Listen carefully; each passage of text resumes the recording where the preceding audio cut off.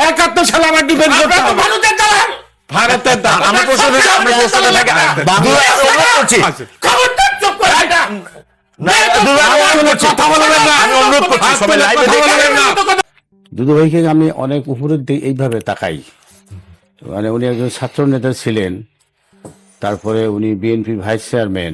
কোন জায়গাটা ওনার বক্তব্যের সাথে আপনি যৌক্তিকভাবে হস্তক্ষেপ করেন তাহলে কিন্তু আমি উঠে চলে না না ঠিক আছে বলেন আপনি। হ্যাঁ, তো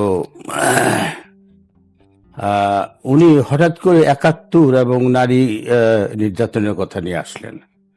71 সালে কি হয়েছে, তার সঙ্গে বর্তমান মব কালচার, বর্তমান আইন শৃঙ্খলা পরিস্থিতির কি সম্পর্ক আমরা প্রত্যেকেই জানি। একজন সরকারি দল করে, একজন বিরোধী দল করে। আমরা তো একটা বিষয়কে ভিন্ন দৃষ্টিকোণ থেকে দেখব, একই বিষয়কে দুইজন তো দুই দৃষ্টিকোণ থেকে দেখার সুযোগ আছে, কিন্তু বাস্তবতা যেটা সেটাকে আমাদেরকে একমত হইতে হবে। আমাদের পুলিশ বাহিনী এখনো পরিপূর্ণরূপে সক্রিয় না। পুলিশ বাহিনীর মধ্যে এখনো কিছুটা ট্রমা কাজ করতেছে। আমরা তো বিভিন্ন ক্ষেত্রে ঘুরতেছি, আমার আসলে এই গত কয়েকদিনে দেখেছি বেশ কয়েকটা ঘটনা ঘটেছে। এখানে পুলিশ এতটুকু অসহায় যে এখন তো একেবারেই একটা শান্তিপূর্ণ পরিবেশ। এই সময়ের মধ্যে দেশের একজন প্রধানমন্ত্রী একটা মেয়ে রেপ হয়েছে, হত্যা হয়েছে, তাকে দেখতে যাবে, সেখানে সেনাবাহিনীর উপস্থিতি ছাড়া পুলিশ তার নিরাপত্তা বিধান করতে পারছে না, সক্ষম নয়। তো এই হলো পরিস্থিতি। এই বাস্তবতা তো আমাদের স্বীকার করতে হবে। এটার জন্য তো কেউ বিএনপিকে দায়ী করতেছে না, এটার জন্য কেউ তারেক রহমানকে দায়ী করতেছে না, বা এটার জন্য কেউ স্বরাষ্ট্রমন্ত্রীকে অনেকে দায়ী করতেছে তার ব্যক্তিগত আচার আচরণের কারণে।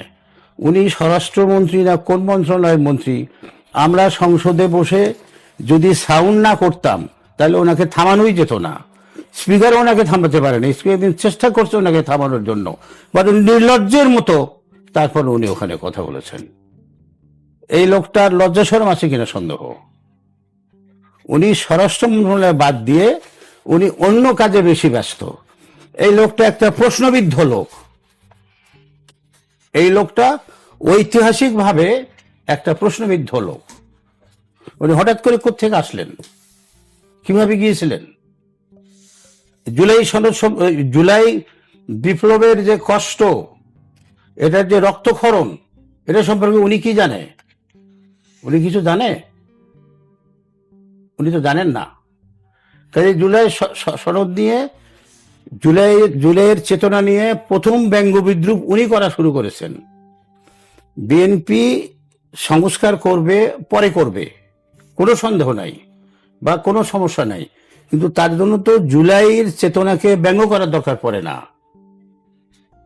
জুলাই চেতনাকে ব্যঙ্গ করার প্রয়োজন আছে বা এটাকে ইগনোর করার প্রয়োজন আছে? জুলাই চেতনার সঙ্গে কতগুলো প্রাণের সম্পর্ক জড়িত আছে, কতগুলো পরিবারের সম্পর্ক জড়িত আছে।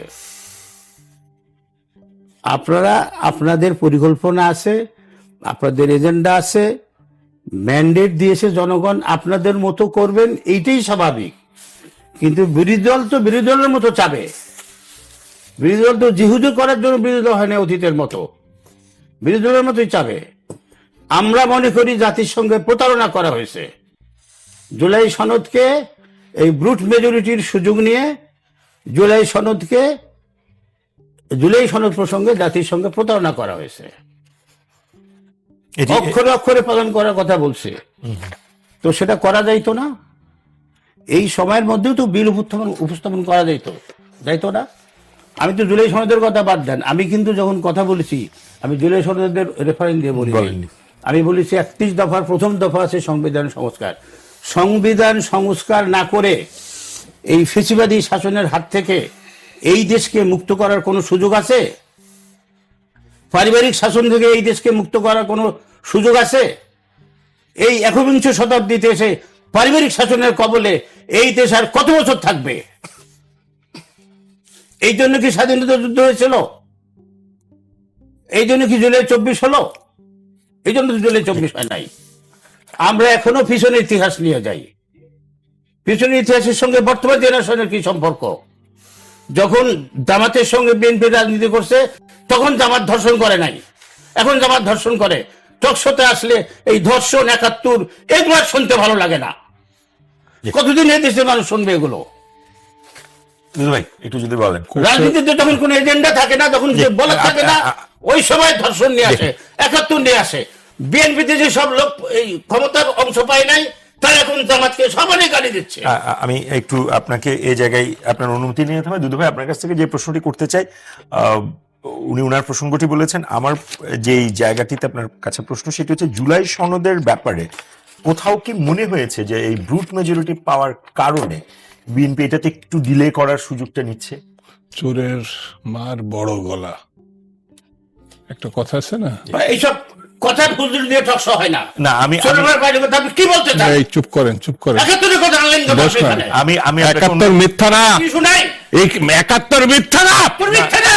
৭১ উপরে এই দেশ ৭১ কে মানলে? যারা ৭১ মানে না, আমার কি তারা সারা পাকিস্তানের দালাল। আপনার কাছে ৭১ শুনবো? আমি ৭১ 100 বার, 1000 বার, লক্ষ বার শুনতে হবে। চলছে জাতিসংঘে প্রধানে করতে আসছেন। পুত্রের আমার আমি ৭১ ভালো লাগে না। হ্যাঁ, মুক্তিযুদ্ধ ভালো লাগে না, পাকিস্তান ভালো লাগে। আমার কি ৭১ ভালো লাগে না? পাকিস্তান তো ভালো। আজিল মানুষ। পাকিস্তান কি করতে? আমি প্রশ্নের মধ্যে থাকি। পাকিস্তান আমাদের মেয়েকে দর্শন ভালো ভালো। আপনারা যদি আপনারা পাকিস্তান আমাদের আমি অনুরোধ করছি, বাতিল ভাই, অনুরোধ করছি। পাকিস্তানিদের সঙ্গে আমি এখানে বসতে হবে। এটা না আমরা প্রশ্নটাতে থাকি। কথা হলো দেশের ফাজিলের বাচ্চা। আমরা বলছি ৭১ সালে ৭১ কিভাবে? ৭১ ৭১ আসবে। কিভাবে এখানে? কেন ৭১ আরে তা যতদিন বাংলাদেশ থাকবে ৭১ থাকবে। ৭১ নিয়ে আসবেন। বড় রাজনীতিবিদ হয়ে গেছে। আরে সবার বড় রাজনীতি। আমি রাজাকার না যে ৭১ সালে আমার ডিফেন্ড করতে আপনারা তো হবে। ভারতের দালাল। ভারতের দালাল। আমরা প্রশ্নটাতে থাকি। বাংলায় আমি অনুরোধ করছি। খবরদার চুপ করে এটা। না, দুদু ভাই, আমি অনুরোধ করছি। কথা বলবেন না। আমি অনুরোধ করছি, সবাই লাইভে কথা দেখে। বলবেন না। কথা বলবেন না। আমি অনুরোধ করছি। বেতনের মতো কথা ঠিক আছে, আমি অনুরোধ করছি। আপনি একটু সিনিয়র রাজনীতিবিদ। আমাকে আপনি address জুনিয়র করেন। রাজনীতিবিদ, আমাকে আরে বেশি বিয়াদবি করছেন। আমাকে address আপনি করেন। জুনিয়র রাজনীতিবিদ আমাকে হয়ে address আমার করেন। দেশে বেশি বিয়াদবি করছেন।